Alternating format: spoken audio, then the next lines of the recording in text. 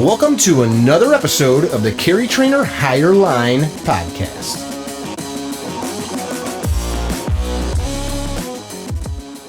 Hey guys, welcome to another episode of the CarryTrainer Higher Line podcast. I've got a guy on here I've been trying to get on for over a year. This is Phillip Schreier. Did I say your name right, Phillip? You did indeed. Thank you. Schreier. I wrote it down a few times, and I know how to say your last name, but I'm like, wait, is it E-I-E-R-E-I-R-E? It's R-E-I-E-R-E-I-E-I-O. Yeah, exactly. So Phillip is the curator of the NRA's Firearm Museum. Is that the largest firearm museum like in the world? No, there are a few out there that have larger collections than we do. We like to think we're one of the largest that has the majority of our collection actually out on exhibit. Okay. And, we've got 3 museums nationwide, to kind of showcase what we do have in the collections. Very cool. A lot of that stuff comes from members, right? That donate when they pass? About 8,000 guns or more in the collection, and I'd say all but about 12 of them have come from straight up donations. We've only gone out and bought about a dozen guns in our 90-year history. We were open in 1935, so I guess that's cool. 80-year history. And you've been there for 30 of them. Yeah, it's kind of scary, isn't it? 30 years. It's amazing. I know, just doing some research, you've got some favorite guns. You've got, you hunt with an 1895, right? Yeah. I've been fortunate to hunt with a 95 is what is my gun of choice, either 405 or 30-06. So for the people listening that are not history buffs, that's a Winchester. It's a right? Winchester lever action. It was designed by John Browning. It's the last of the Winchester lever action rifles.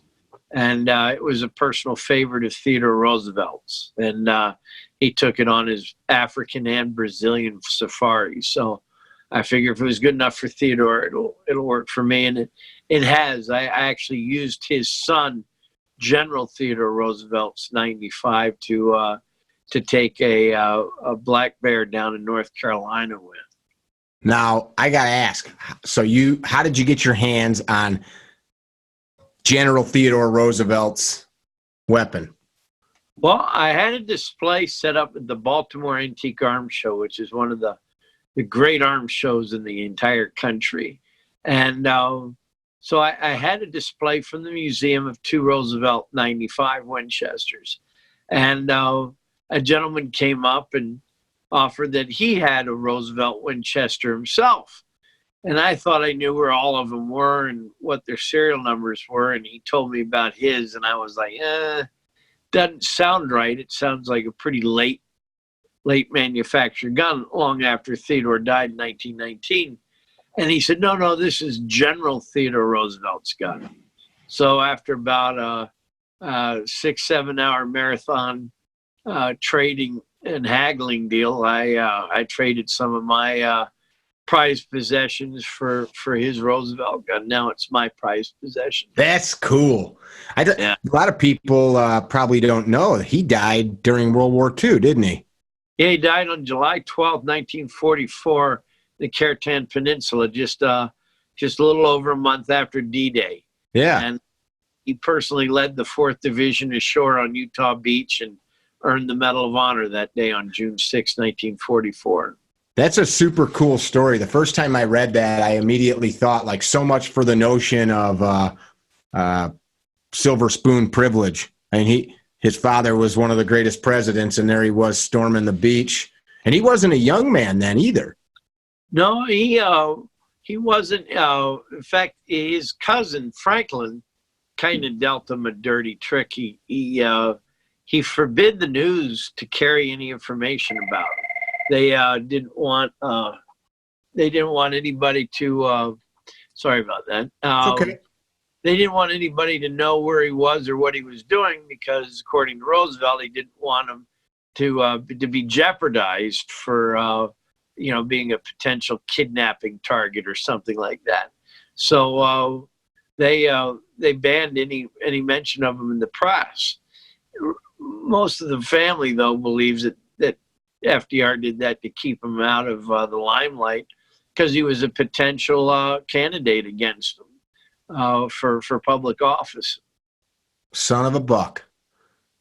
No, that's there's so many cool stories like that. The older I've gotten, this is one of the reasons I wanted to bring you on. I've always loved history, but like what we're talking about, you can just go down these rabbit holes and just delve into these stories of these people's lives. And I remember as a kid, our history teacher in grade school tossing out like the idea like history was so important because you have to understand it to understand who we are. And as a kid, it was like, what are you talking about? It's like bones and stinky books and none of it matters, but it's also circular and cyclical. And like, go ahead.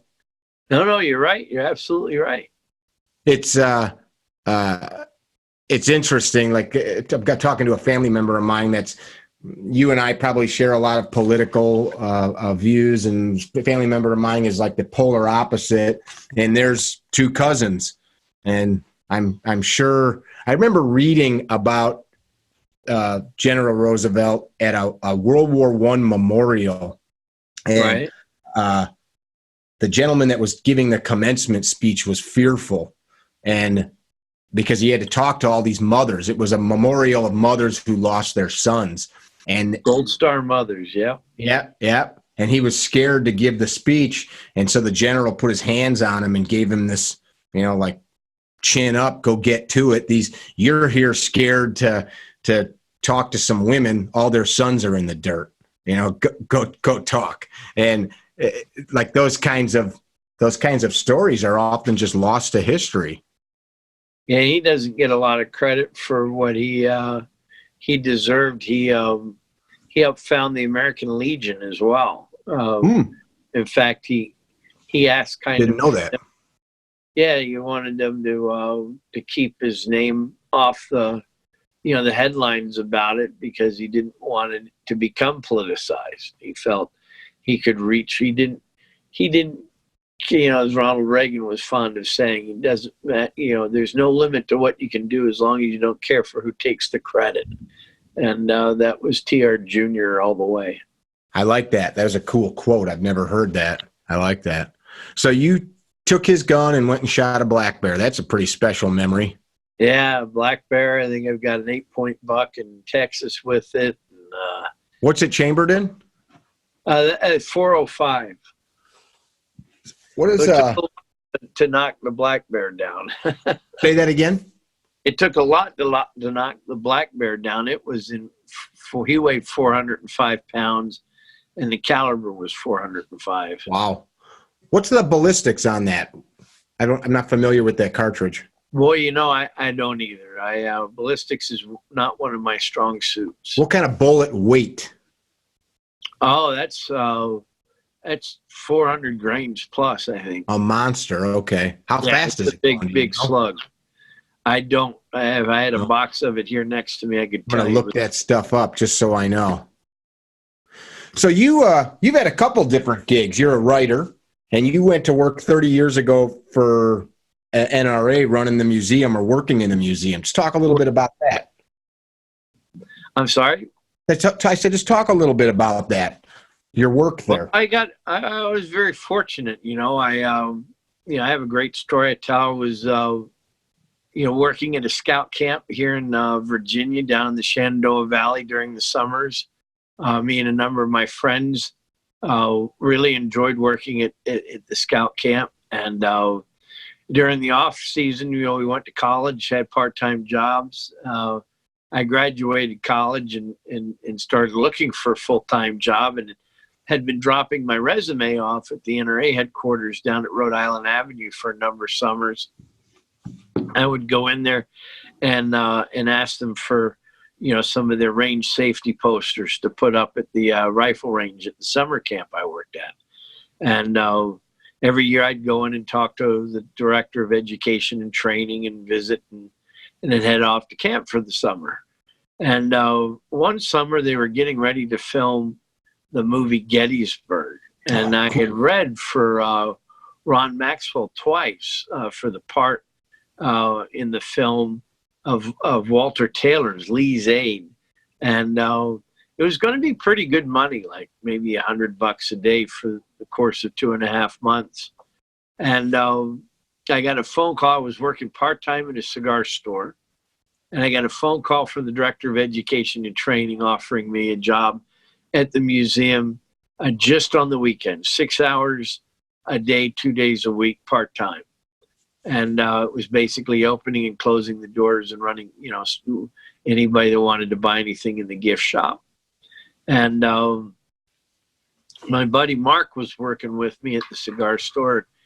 And I said, man, I don't want to give up my weekends. That's when I do, reenacting and get to run around and have some fun on the weekends. And he said, well, we got to get real jobs one day, and you never know where this might end up. It was a foot in the door at least. And so I took his advice, and 6 months later, I was full-time. Or 6 weeks later, I was full-time. And 6 months later, I was an assistant curator. And here I am 30 years down the road. When I got promoted 6 months later, I offered my part-time job up to Mark, and he says, "Oh, I don't want to go to work. On the weekends, take all my fun time." And I said, "Well, come on, we got to get real jobs, and we got to, you never know where it might end up." Well, Mark is Mark Keefe, and he's the executive editor-in-chief of American Rifleman magazine now. So, I've met Mark before. Very cool. yeah, so that's how we both got started here. And that's 30 years ago. 30 years and 29 and a half for Mark. You spend a lot of time on the road too, don't you? 1 year, I think it was 32 out of 52 weekends I was on the road for NRA. Wow. So, like, what's your day-to-day job look like? Are you doing? People think of a museum curator. Are you sitting there with a lab coat on in some basement, casing stuff? I guess that's what the popular fantasy is anything from Indiana Jones down. Actually, it involves just a lot of research coming in, answering emails, phone calls. Get a lot of calls in. What is this? Colleagues from other museums call up asking for help. Requests to use photographs from our database. Supporting other NRA program areas. We support NRA publications. I today just took photographs of a Remington P14 for American Rifleman magazine. They needed a special breech mark for. I have this old gun column, so we got that photograph for them today. We answer a ton of questions. We're working on doing a second edition to our illustrated history of firearms. So we're proofreading that right now and trying to get that out the door for the next edition as well. You've wrote some books too, right? There's a few out there with my name on it. There's not yet one with just my name on it, but I'm working on it. I've co-authored a couple of books with Jim Sapika, the director of the museum, and my colleague Doug Wickland. And we've put out 3 books on the museum's collections. The illustrated catalog of illustrated history of firearms, the National Treasures book, and a new book, or most recently published book on our collection down at the NRA's National Sporting Arms Museum and at Bass Pro Shops in Springfield, Missouri. But I also dabble in military history a bit, so a lot of my magazine articles are geared towards that. My first published work was re-editing and doing the foreword to the Maryland Line in the Confederate Army by W.W. Goldsboro back in 1983. What was that? What was that about? The Maryland Confederates from the state of Maryland that were in the Confederate Army. And following my experience in Iraq in 2003, I'm trying to finish a book on arms, uniform, and equipment of the 101st Airborne in Iraq. Oh, very cool. What got you into Iraq in '03? Well, working for Mark Keefe, an American Rifleman, as a correspondent, I evidently turns out I was the first accredited war correspondent for the NRA since Bill Shadell represented us on D-Day in 1944. Wow. Wow. So you're now doing a piece. We're jumping around a little bit, but you're doing a piece on the 101st at Yeah, that time. one of those big, photo books of, what all their uniforms and patches and everything and the types of guns and the markings on them. It's very similar to a lot of the books, and it's being published by Schiffer Publishing up in Pennsylvania. So it's kind of like a reenactor, modeler, historian type thing. What kind of things folks like to look at in that regard. Sure. That's neat. Go back to the Maryland Confederates. Tell me about that a little bit. Well, a lot of folks don't understand that, Maryland was horribly abused by the federal government during the war between the states. About 3,500 Marylanders were locked up and imprisoned without any bills of, and nobody indicted them. There were no indictments filed. Writ of habeas corpus had been upheld by the Supreme Court and ignored by the Lincoln administration. So these 3,500 Marylanders were without any type of recourse for 4 years. What premise were they arrested under?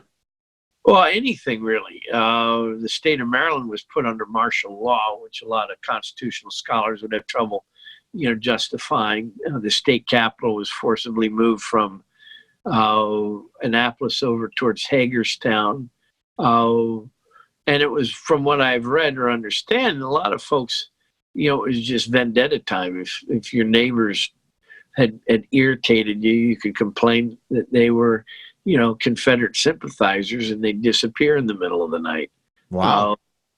So yeah, there wasn't a whole lot of, civil liberties were being overlooked en masse. And so there were a lot of Marylanders that fought for the Confederacy. And I had gotten involved in a reenactment group back in the old days and was doing research on the 1st Maryland Light Artillery out of the La Plata, Pomfret area of Maryland, and kind of found that there was quite a fascinating story there. It's interesting when you hear stories like that. Folks, especially younger folks nowadays, I'll say a lot of the guys that follow us on social media are younger men, sorting their way out in the world. Maybe they got young families and such, but 40 and younger. And they have this notion that all the gun rights that we have now, these amazing laws across the country to carry concealed firearms and things of that nature, they assume that always existed. And I'm a big NRA proponent, life member. Guys assume that stuff existed forever. And of course, we know it's not the case. And then They have this fantasy that the good old days, well, everybody was a patriot, everybody loved freedom, everybody stood up for what was right. And then you hear stories like that, and nah, not at all. You say 4,500 people?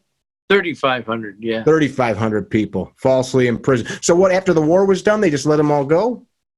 I need to do more research in exactly how that whole transition happened, but a lot of folks were kept in prison, especially after a Marylander actually assassinated the president, one of a very tragic, unfortunate event. Marylanders were, even scrutinized even more. So a lot of them, continued to stay in prison long after. Booth was a Marylander. Booth was, yeah. Okay. So then they thought, okay, these people we're right to have been locking them up. They're terrible. Well, that was the impression of Edwin Stanton, at least. So there was a lot of Secretary of War. He was. Okay. There's so much rich history. I live in Illinois, so we've Land of Lincoln here, even though he wasn't technically from here, but always one of my favorite presidents. Yeah. So are you a Confederate sympathizer then? Well, let's just say as a historian, I try to be nonpartisan. But I had a Confederate relative, and I had Yankee relatives. So I have them on both sides of the Mason-Dixon line that fought the war. Okay. One side of the family got here in 1717, and another side got here in 1727. So it's been quite a while.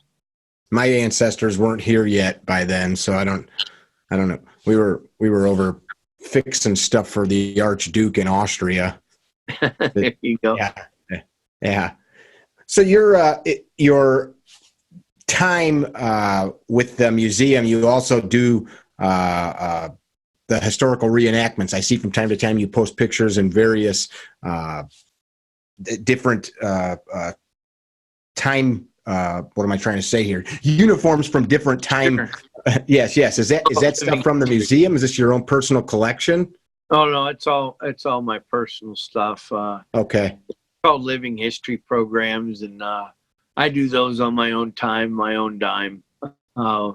There's 2 times a year NRA asks me to represent the NRA at different events, and I get to dress up as a result. That's for the Single Action Shooting Society's end of trail competition, which is the world championship of cowboy action shooting.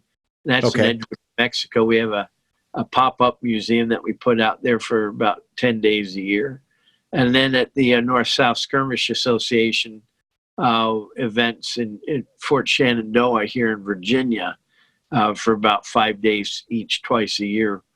We hold the NRA National Civil War matches, and the NRA sponsors trophies and awards for that. So I use those opportunities to get dressed up as well.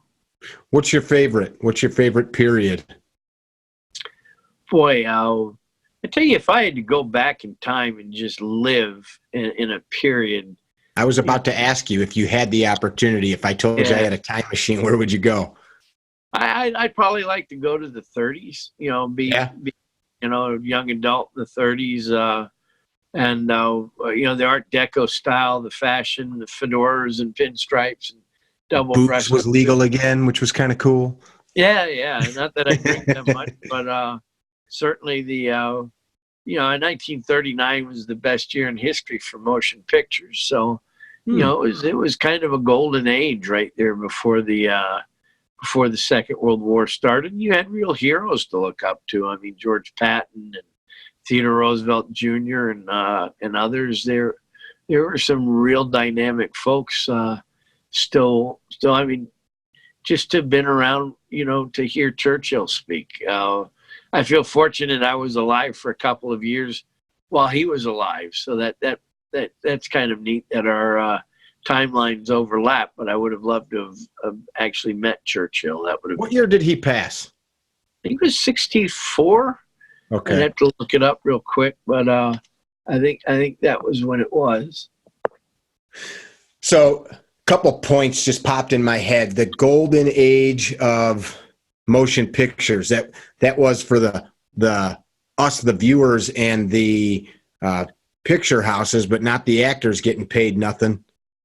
Yeah, it's not like today where they get tens of millions for doing something that an actor would have got paid $2,500 a week, which would have been great back in 1938. $2,500 on a studio contract was extraordinary, but boy, the money today is just outrageous.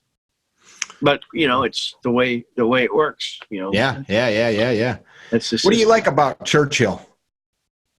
Oh, what's not to like about Churchill? First off, he smoked exquisite cigars. So there's a bunch of pictures of you floating around. There's actually a picture of you with a fedora on, with a cigarette, I think, in your mouth. Yeah, that's a rare picture because I normally don't. I've never really actually had a cigarette. It was for the picture. Yeah, it was just totally a prop. But I've been smoking cigars since I was 15 when I got started with Civil War reenacting and put in charge of an artillery battery. And, was lighting them to keep the Lynn stock going for Civil War battles. Churchill had a great sense of style. And there was no finer swordsman when it came to the English language. I mean, he used the English language as a rapier. I mean, he was just amazing in command of the language, and how he was able to use it as much of a weapon as a flight of Lancaster bombers. I like that. I think in this day and age, we need more politicians like that, more leaders like that. Too many people mince words, take the easy way, the way that people won't maybe try to poke holes in their thought process, or just go with whatever the flow is. He was very much a swordsmith with the language, as you said. Yeah. Once in a while, if I'm writing a speech or working on a presentation, I'll go through. I've got a couple of books with his speeches in it, and I'll just read through them. And not that I'm not taking any of it, but just you start to you can feel the passion in what he was thinking or saying or doing. Yeah, and it's just it's very rhythmic. To listen to him is to be put at ease, and that's what he did for an entire country of people there. During the dark days of the Battle of Britain in the summer of 1940, he really held it together for them. Mm-hmm. Mm-hmm. I wonder how that would have worked out in those days if not for him. How would you think about Clement Attlee, Stanley Baldwin, Neville Chamberlain, Anthony Eden, any of the rest of them, they just folded like later in their careers when things went even a little bit sour. They didn't have the fortitude that Churchill did throughout all 5 years of the war. That 6 for the British, almost 6. I have a saying in my political career: leaders lead. That's the whole speech, and it's like a guy like that, or Lincoln, or Roosevelt's son, or Roosevelt himself. I don't feel people are just born to be leaders. And I'll let you comment on that, but they step into the role, and he surely did. He did, and he had a great, great appreciation for history as well. I mean, he was a historian. He wrote about, his great grandfather, the Duke of Marlborough. He memorized Macaulay's Lives of Ancient Rome by heart for school. Wow. He had a great understanding of the past and how it would direct us towards the future. And they all did like that. I mean, Theodore Roosevelt, almost for whim, wrote The Naval War of 1812. And to this day, the Royal Navy uses his book on the Naval War of 1812 as their textbook on what happened during the War of 1812 for the Royal Navy. And that was a book that was written in the 19th century. Roosevelt was an amazing historian. He wrote 39 books during his lifetime. They figure he wrote 150,000 letters, personal letters, in his lifetime. He could read a book a day, they said. I've got volumes on him. I've always enjoyed reading him. Some of his stories, you would think they were fake. Some of the stories about him, like when he was running the ranch out in the Dakotas, some of the stuff like chasing animals around for days in blizzards, and just the craziness. And he wasn't supposed to be alive by nature's rules. No, the asthma that he had, he would have. He used to. His father would give him cigars to help open up his lungs. Race through Central Park in an open carriage in the dead of winter, trying to get bursts of cold air into his lungs. He said he knew he wasn't going to his body was failing. He said he had to build his own body to make up for it, to make sure that he got through it. He led what he called the strenuous life to get there. And sadly, he departed way too young. He was only 60 when he died. How did he die? Oh, a lot of doctors will tell you that he died of a broken heart. Months after his son Quentin, the youngest of the Roosevelt boys, had been shot down and killed over France in 1918. He pretty much seemed to have lost a lot of his joie de vivre following Quentin's death. And he died shortly after the turn of the year in 1919. And the Vice President of the United States, who was of a different party than his, paid him a great compliment. He said that Theodore Roosevelt died in his sleep last night, and it's best that it happened that way, because death would have had a fight if they had tried to take him when he was awake. That's awesome. I've never heard that. That's wonderful. That's wonderful. I know when his wife passed, his first wife, he went into a pretty dark space for a number of years. Yeah, he said that was Anne Hathaway Lee. That was the love of his life. He chased her for a number of years before she finally agreed to marry him.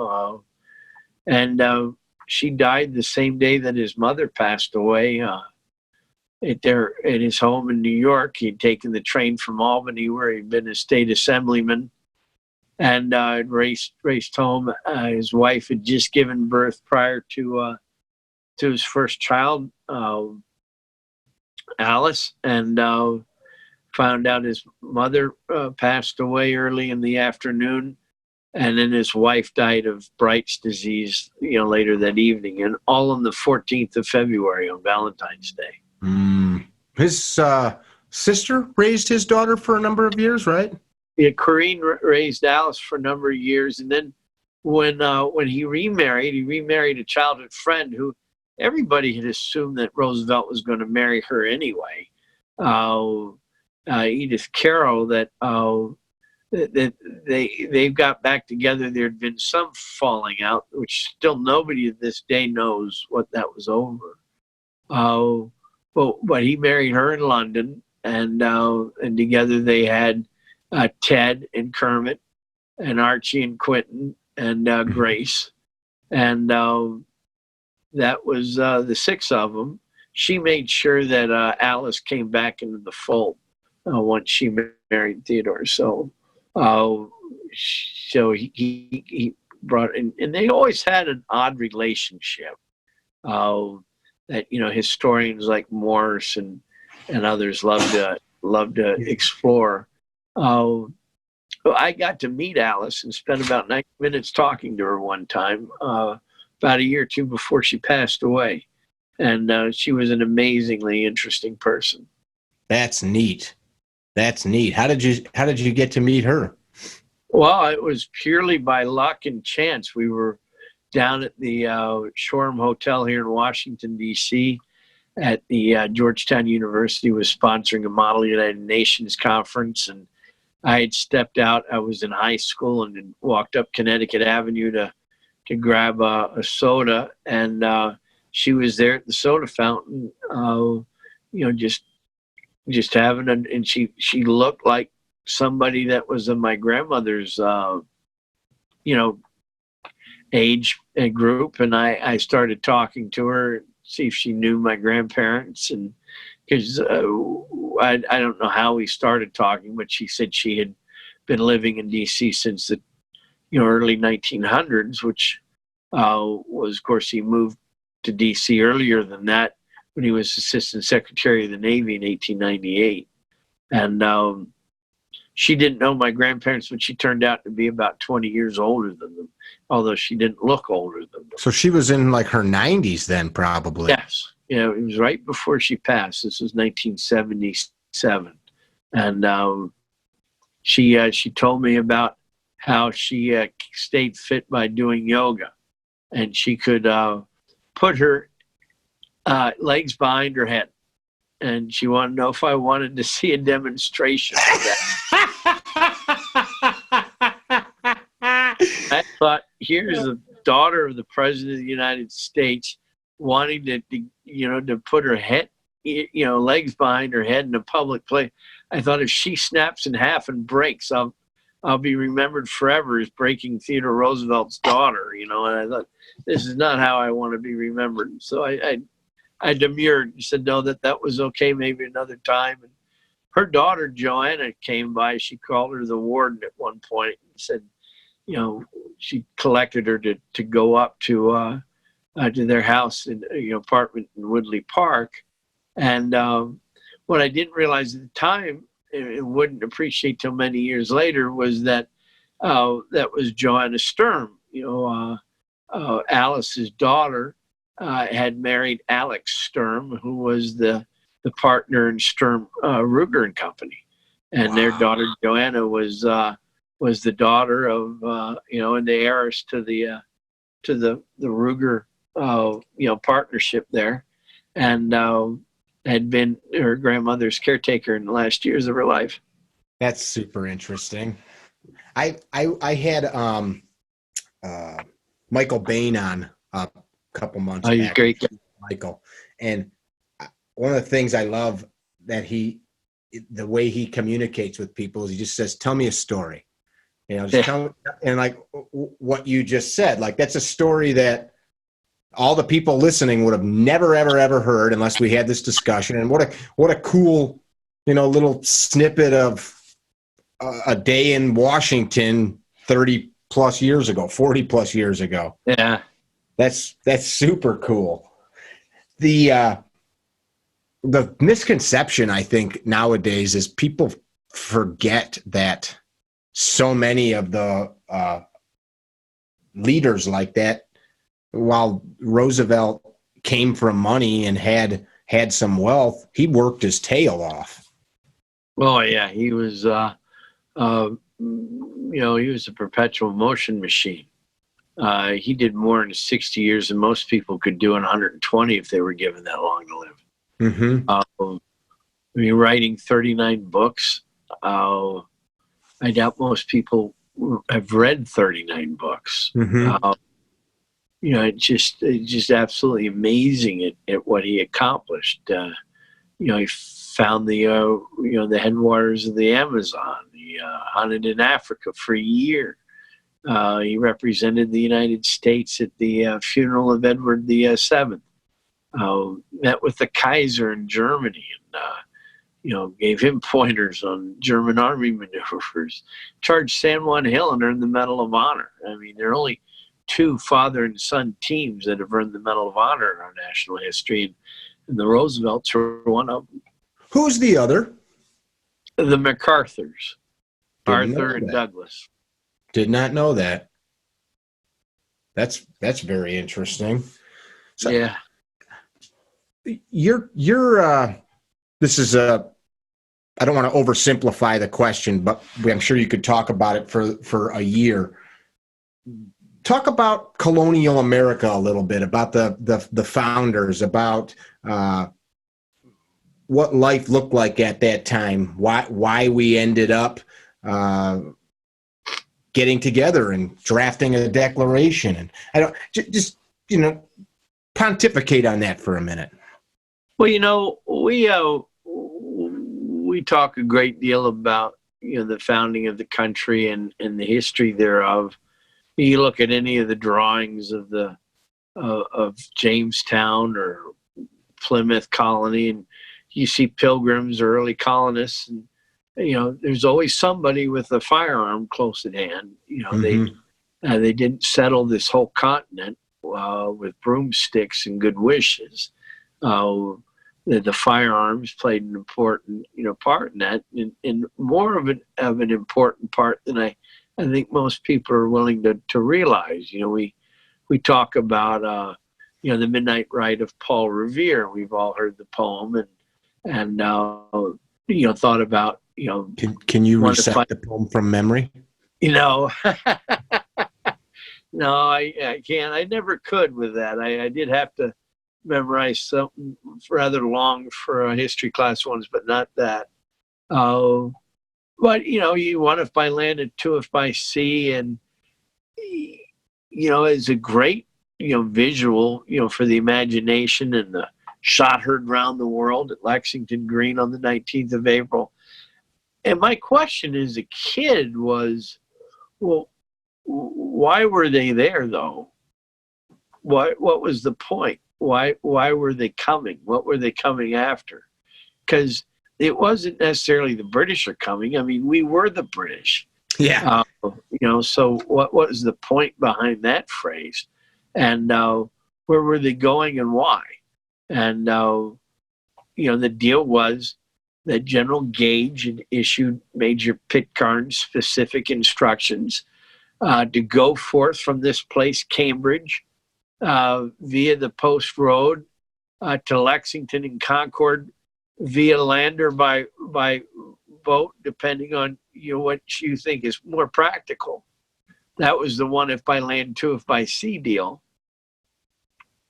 And he said, advance and seize all stands of arms, artillery, shot, powder, and shell. It was the guns they were after that morning. That you don't get out of the history books. Yeah. They sit there and tell you that the whole reason the shot heard around the world was fired was because they were after the guns that day. And that's what we have here in the museum. We have the firearms, the tools of freedom, what got our liberty force and what has maintained it ever since. Back in 1861, the Civil War began. We had that go on for 48 months. We made at the Springfield Armories and the 33 affiliated manufacturers 1.3 million Springfield rifles during the war. Wow. That was industry. We were the first on the planet to use interchangeable parts, mass production assembly line. In World War II, just one brand of gun, the M1 Garand. We made it in 2 factories, and we made 5 million of them in the same period of time, 48 months. So we literally, win the World War, defeat fascism on 2 fronts, because we can outproduce everybody else on the planet. And we got that way because we had firearms. What do you say when people tell you, but that was then, Phillip? That was then. Now it's different. I asked them, how is it different? We still have totalitarian regimes running around. We still have, evil still lurks. Evil will always lurk. They say, oh, well, this, that, or the other thing, happened 150 years ago. I was like, no, you have this happening currently. Right now we're experiencing. We had, the greatest single loss of American life, by terrorists on, 9/11. And, we've been trying to fight that ever since. The longest war we've ever been involved in, and trying to end terrorism and make our country, our citizens safe, and the world safe from this outrageous, insanity. So it's, one of my favorite stories that points this out is, it may be apocryphal, but Robert Toombs of Georgia was in the United States Congress in 1861. First year of the Civil War. Yeah, right before the war started, and when he, Georgia seceded, he left Congress to go take up arms with the South, and back then it was much more dignified, and folks were a little bit more courteous. So they said, well, I'd give a farewell speech on the House floor before he left, and so he got up and he gave his talk. He said, "You Yankees will rue the day. Us Southerners can whip you with corn stalks." And he said, "This war will be over soon." He gave a good accounting of himself at Burnside's Bridge at Antietam. But after the war, he was seen by another fellow previous colleague of his on a train to Chicago, I think it was, and the old congressman walked up to him and he said, "Why, Tombs of Georgia." He says, "I was there when you gave your farewell speech in 1861. I believe the boast you made was you Confederates could whip us Yankees with corn stalks. How'd that work out for you?" And he said, "Well, it would have worked out much better for us if you Yankees had fought us with corn stalks." That's good stuff.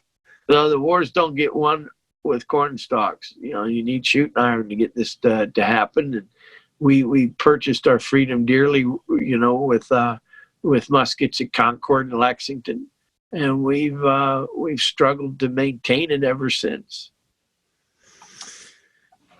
Bouncing around a little bit. So at that time, the war's over.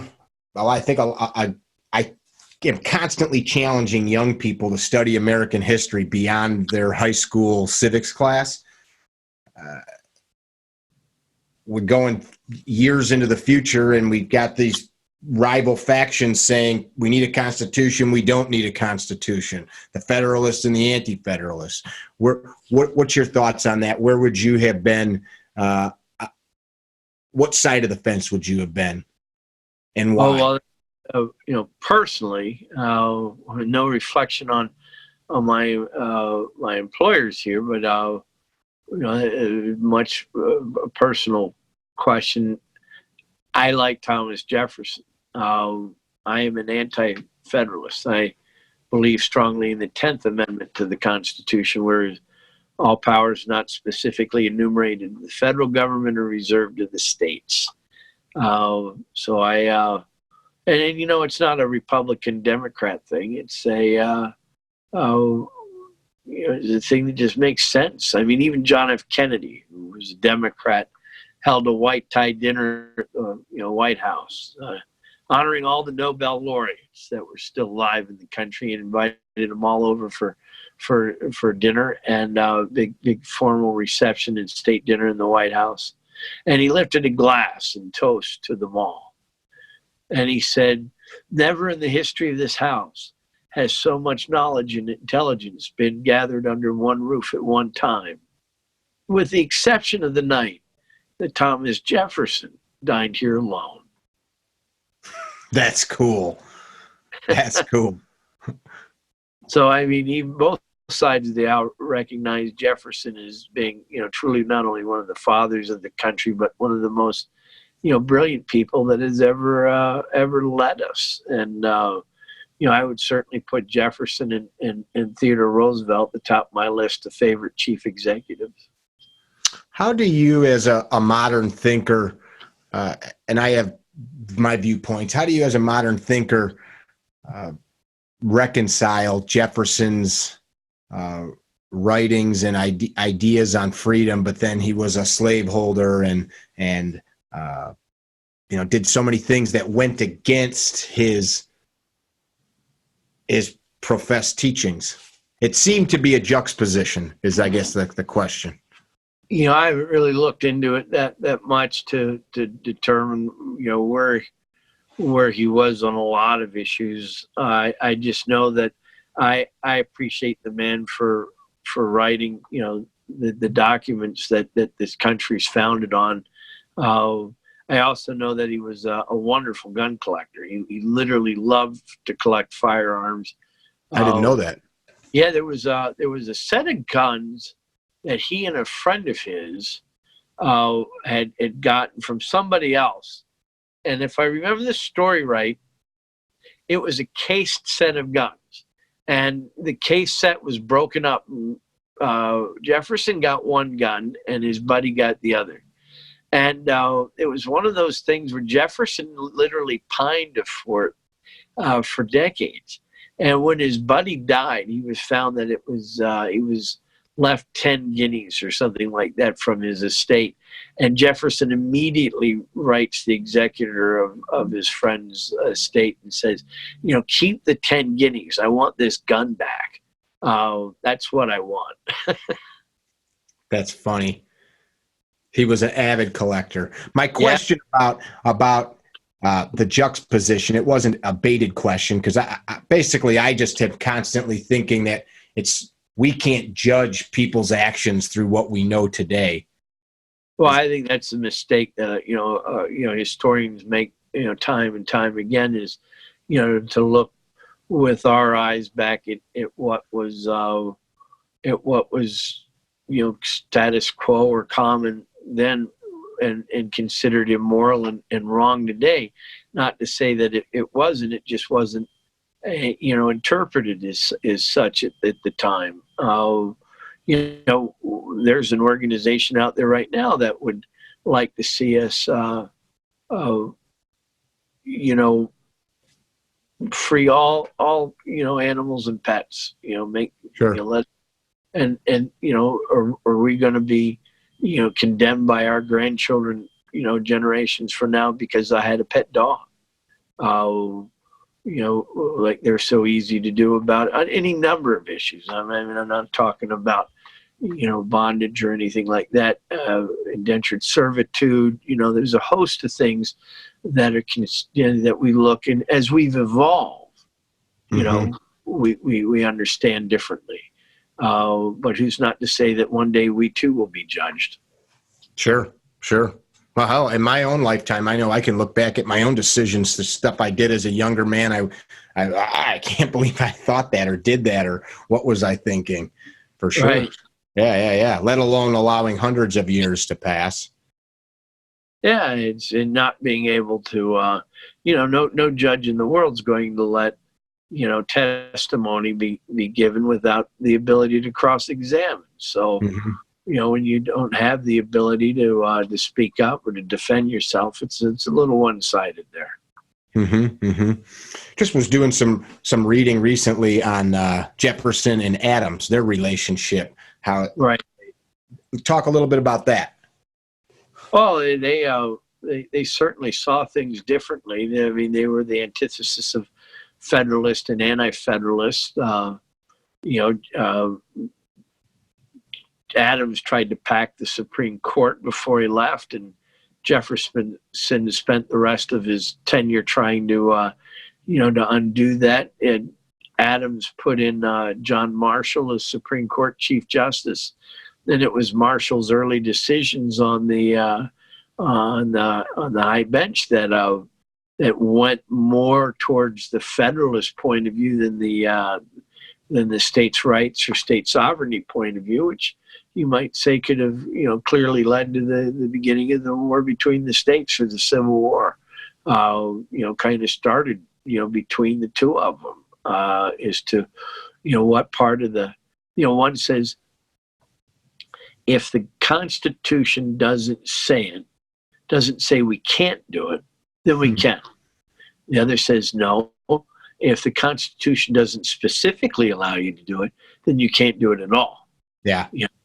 And so that's where you get your interpretation. Is it a liberal, strict interpretation or open? And that was the main difference between the two of them. I don't think that some of the ideas were, they weren't really, full of hatred for each other. Some have painted, and certainly their final words were, how do you interpret? And so Jefferson lives. Is that that could be interpreted a number of ways, but they both died at the same day on the 50th anniversary of the signing of the Declaration of Independence, July 4th. They both pass away. What an amazing coincidence, that in our history. Script writers couldn't have come up with a better ending. But he was wrong. Jefferson died before him. Right. Yeah. Yeah, that's funny though. That rivalry. Damn it, he lived. He outlived me. Yeah, that's funny. They became great friends though later in life. They wrote each other letters constantly. That's my understanding. I don't know a great deal about that time period or the individuals, but that's my understanding as well. David McCulloch's books. On Adams are wonderfully enlightening and so well written. McCulloch is amazing, and I could listen to him read a phone book. His narrative voice is so amazing. I like it. You did some posts when the recent movie came out, They Shall Not Grow Old. You were Right. you were pretty excited about that, as was I. And I remember watching that for the first time, just in awe of the totality of the whole situation. Talk about that a little bit. Well, I mean, the Great War itself was amazing. It was one of the most devastating and horrible things that mankind's ever done to itself. I think as we get further away from it, historians will just put the First and Second World Wars together as one global conflict with a 20-year regeneration period. Starting to see that a lot. You're right. I've seen people kind of describe that. Then here it reheats, and we're back to the 30s. Well, you got the whole Treaty of Versailles completely, sets the stage for, World War II. I mean, there's no getting away that Versailles was the worst peace, that anybody's ever, gotten a hold of. The firearms from the Great War and their use is what makes it so tragic. I mean, you've got you have for the first time, belt-fed water-cooled machine guns en masse being used against each other at what they call triangulated fields of triangulated fire, defensive fire that the British Army is still using linear tactics. They line everybody up. They're marching a file across no man's land. On the 1st of July, 1916 at the Somme, they lose 60,000 men before lunch that morning. Crazy to think about. Yeah. 60,000 is more than we lost in Vietnam. That's the first thing that just came to mind as you said that. Yeah. They lose that one morning before breakfast, before most people have had lunch. So what went on? What was and what's strange is over here, you almost have to hunt and in fact to go find a World War I monument or talk to anybody that has an interest in World War I. The centennial of the First War just wrapped up and with hardly a bang or a whimper. But World War II, I mean, everybody was this is the 75th anniversary of D-Day. We're looking at the 75th anniversary of the end of World War II next year, and you'll definitely hear about it. But what about World War I? And you just don't hasn't captured the popular imagination like World War II did. And I'm not talking about things being popular and romantic. I'm just talking about how we see them and commemorate them. Mm-hmm. And the British and their colonial countries seem to spend a great deal more effort commemorating the Great War of 1914 to 18 than we do over here. Why do you think that is? I think because they lost way more people that time period. We lost relatively few, 140,000. They lost millions against a population that wasn't couldn't sustain that kind of trauma. So those of you that are listening, if you haven't watched the movie They Shall Not Grow Old, and you probably know more about the nuts and bolts of it than I do, Phillip, the filmmakers took that old footage, which you guys, younger dudes, you film things on your phone, and the film is got a specific frame rate. iPhone, for example, uses a faster frame rate than an Android, so that makes it look unnatural. Well, those old movies had a frame rate that, like the Charlie Chaplin films, where everything was choppy and moved quickly, right? So manual. What's manual? Yeah. So they re-engineered it. How many times around the guy wanted to go, whether it was 17 frames a second or 24 or 19. It was just whatever his internal metronome was of spinning, right? Yeah. So they adjusted those old films to what our eye sees, which is about 24 frames a second. And it's cool because you watch that stuff that we've seen our whole life, those old Charlie Chaplin-esque films, and it's almost not real. Like you see it, but it's not real. And when they all of a sudden you're watching men dragging supplies up muddy slopes, and it's in that choppy film, you watch it, and then all of a sudden it smooths out, and you see these are dudes, these are boys, these are humans. That's a sick horse that's emaciated, and it's all of a sudden becomes human rather than just this arcane footage. And he colorized it, he cleaned it, he got forensic speech pathologists in there to read the lips of the guys that were talking so that they could dub the actual, words and sentences. In one case, an entire, letter that's being read out loud. So we actually hear these guys speak for the first time ever. The only other person that heard them actually talk was the cameraman who was making the film back in, 102 years ago. And although it's not their voices, we're hearing their words as they're being dubbed by other actors. And it's an amazing experience to see the Great War in this format. One of the takeaways the filmmaker had was there so many people in this misery were smiling. Yeah. Well, these guys are shot up, they're muddy, bloody, in filth, and they're all smiling. Yeah, they had a strange cheerfulness about them.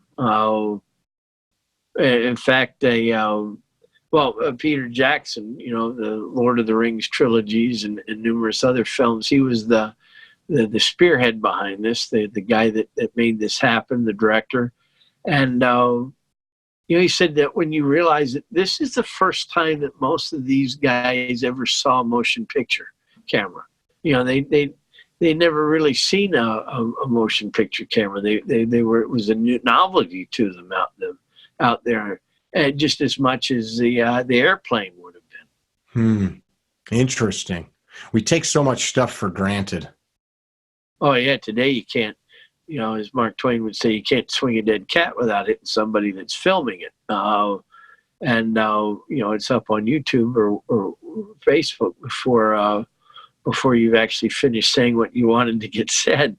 Sure. But, back then it was, months would go by before something would be to be processed and then distributed. You'd have to go to a movie house to see the movie news, the newsreels, the actual movie houses back then. So it was an amazing time. We live in in amazing times with the technology that we have. The fact that I'm talking to you in this format right now, it's the first time I've ever done anything like this with my phone, and it's mind-boggling what we can go through now. As somewhat of an amateur photographer, I used to take a photograph of a still life or setup, for a magazine or catalog, and you'd have to leave it there a couple of days while you took the film in to get processed and looked at contact sheet, make sure all the light balance and color, everything was right. And if it was, you could go and print it. If it wasn't, you had to go back and reshoot it again. And that would take days. And of course, today we've got, we've got digital film, and it comes out, and you're able to manipulate it and create things that you would have never been able to do naturally. Mm-hmm. I've told this before on these podcasts. I've got a cousin, very artistic young lady. Her mom and dad are both into art, and her husband were at the Cubs game with my wife last summer, and they're 10 years or so younger than me, and which made it even more fun. But my cousin's husband pulled a really cheap 35 millimeter camera, something he probably found at a resale store, out of his pocket, something that would have been the bottom of the barrel, like almost toy camera. Right. And I'm like, what are you doing with that? And he said, this is what we do. Like when we do stuff like this, we take this with a roll of film, and he said we become really thoughtful about what we take pictures about. They went on a vacation all over Europe a couple years ago, and they took like 5 or 6 rolls of film, and you just are much more thoughtful about what you're doing, do I really want to capture that? Not that it's bad to do it digitally, Right. but it's just, it's a different, what am I trying to say? It's a completely different experience of how you capture the world. When I was in Iraq in 2003, I was there for 30 days, and I had, Canon T90s that I shot 35 millimeter film. And I took 1,200 photos in 30 days. In 2009, I did the same thing in Afghanistan, but I was there only 10 days. And I took the same number of photos, but this time with Canon digital cameras. And so in 10 days, I was there for a third of the time, and I took the same number of photos. I bet you I'm walking around right now with at least 1,000 high definition photos on my phone, which is absurd, as well as probably 1,000 songs and a bunch of video footage. And yeah, it's crazy how that works. Yeah, and there's one of the reasons why I didn't shoot digital in Iraq was, a flash card would only hold about a dozen, high resolution photographs. Yeah. And each one cost about $125. So you had to, either go out and buy a deck full of $125 cards or carry a laptop around with you to download everything onto. Yeah. And even then, that laptop didn't have the storage like they do now either. No, not at all. I still print pictures. I've got a printer here, and I've got a wall of photos, and it's like a cork thing, and I pin them up. And I like it. I want to look at them. My wife's got them on the refrigerator. My mom always did that. So there's something nice. It's like a book. Like I've got to go to the printer today because I printed out a couple 100-page document that I want to read, and I don't want to read it on a screen. So I had my printer bind it into a book form, and then when I'm done with it, I can put it on one of the bookshelves. And yeah, it's kind of the same tactile feeling. Yeah. Very cool. Yeah. I appreciate you taking the time to chat with us a little bit. I ask folks, Phillip, when they come on, if some of the people that you'll interact with here probably have seen you on various TV shows, History Channel, Outdoor Channel. I've seen you. First time I ran into you was at SHOT Show a number of years ago, so maybe some people have seen you out and about, or some of the different gun shows that you guys show up at. You do that. I don't know if you still have the show, but I remember one that you and Jim did where people would come and show you fire, and you would. That was great fun. Yeah, we're hoping to get that back on the air again. What was that one called? Gun Gurus, NRA Gun Gurus. Yeah, that was a fun show. It was kind of like it was not kind of like, it was very much like the show on PBS where folks would come in and say, this was my grandma's pen. Right. What do you know about it? And you guys would sort it out, or try to, Exactly. Yeah, that was cool. So folks, there's shows like that out there that you see Phillip on.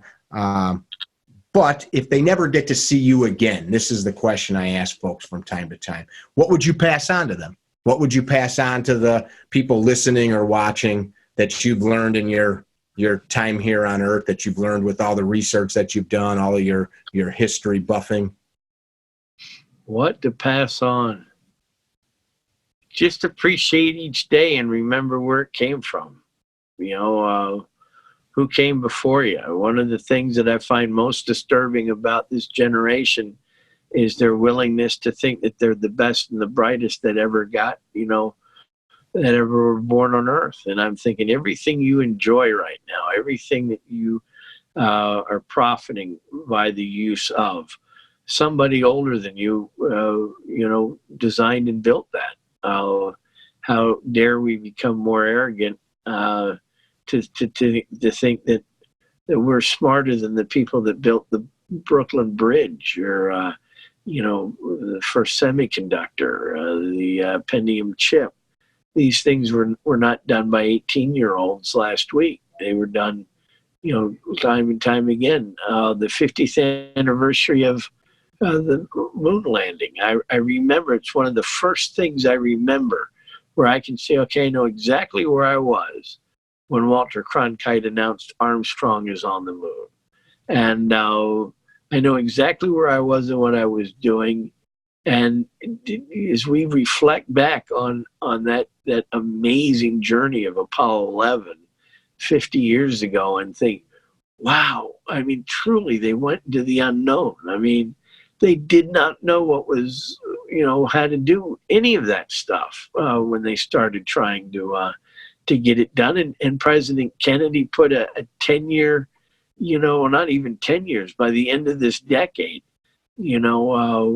time limit to that, to get it done. When he had that speech at Rice University, he said, within this decade. And why do we choose to go to the moon? He said, we don't choose it because it's easy. It's because it is hard, and it brings out the best in us. And I think right now, if you're to believe everything that you see in the news and follow on the cable and all that we become soft and too easy to offend. And we need to be harder in many respects. And that's what got us to the moon. That's what won battles of Lexington and Concord. That's how we managed to have a victory parade at the end of both world wars. It's important that we remember the past and what brought us to it. I like that very much. I could comment on how now we have young people saying we never went to the moon. Oh, yeah. I have people send me that stuff, and I like. There's no end of nattering nabobs out there, as Sapphire used to call them. The nattering nabobs of negativism. You could print the winning lottery numbers to tonight's, draw 4, and you'll get people complaining about being in a new tax bracket tomorrow. It doesn't matter what you say or what you do.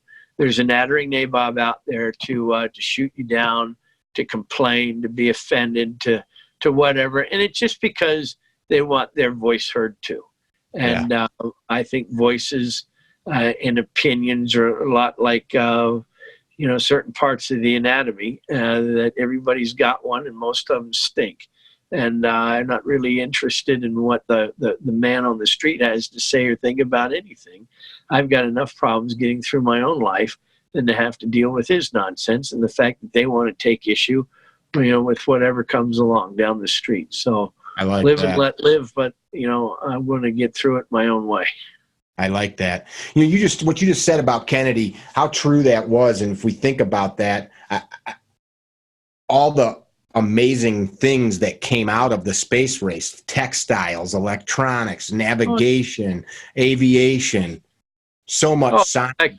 That this phone's got more power and computing storage on it than the entire Mission Control Center in Houston had. The fact that Velcro, it had been invented in 58, I think it was, and it wasn't until folks started seeing, astronauts in the space capsule, on the lunar module, clamping things down with Velcro, that it became really popular. They had it on their boots that they wore just so they wouldn't float around the cabin. Interesting. We don't think of Velcro being a product of the space age. It wasn't, but it was popularized by the space age. Camera technology, film, all kinds of things. And we did it because it's not so that we could, brag that Neil Armstrong and Buzz Aldrin were the first ones there. It's what it took to get us there. That's where the profit was. The concerted effort for this lofty goal. The 400,000 people that were behind, that liftoff, and when he stepped on the moon on July 20th, there were 400,000 people behind, that event. And it's the what they call the collateral effects, the collateral, the benefits, that coincided with that we still reap today. I'm not sure what they found in the way of moon rocks or what the soil of the moon has told us, but it's what we've learned in getting to that point, being able to collect a moon rock, that's benefited us the most. I like it. I appreciate you, man. I appreciate the work you've done the last 30 years for the museum, and that you continue to pass on these tales to the public that could otherwise be forgotten.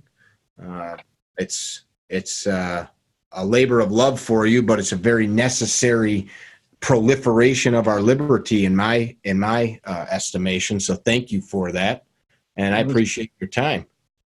My pleasure. And as you see on every single Commonwealth, military war grave cemetery throughout Europe and the world, there's always an altar there, and it says, "Lest we forget." And the lines from Bunyan's poem, "They shall not grow old as we who are left grow old.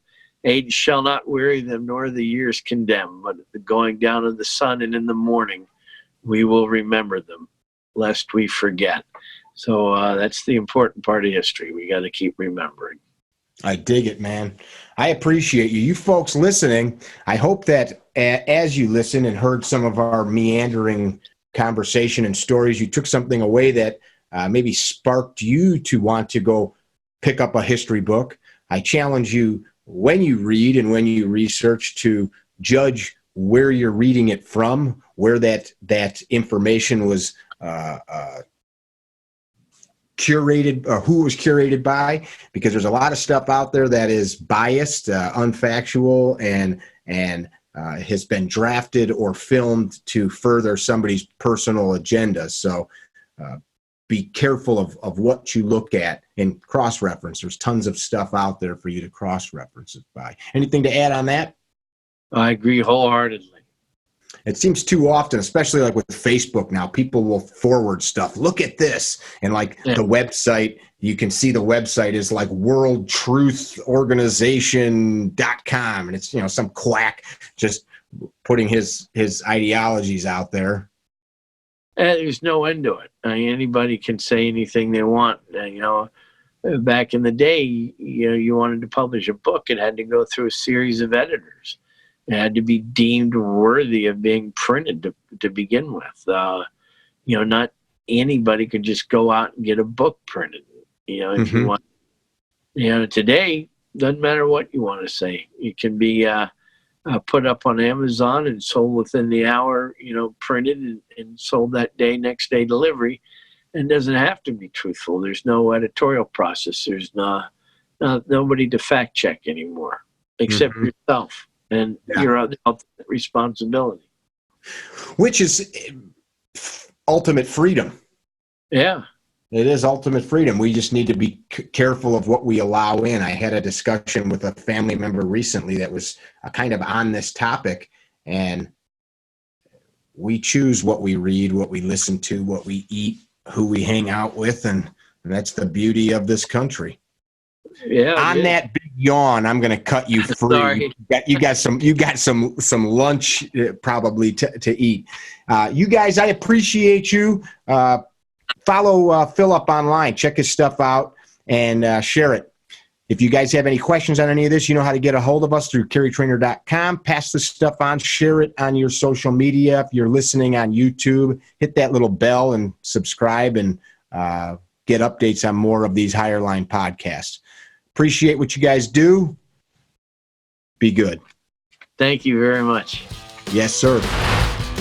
Visit our website, CarryTrainer.com, for information about classes held throughout the U.S., CarryTrainer apparel, and upcoming projects. You can also email us at training@CarryTrainer.com for information about setting up your own private course or speaking engagement. Training@CarryTrainer.com or CarryTrainer.com.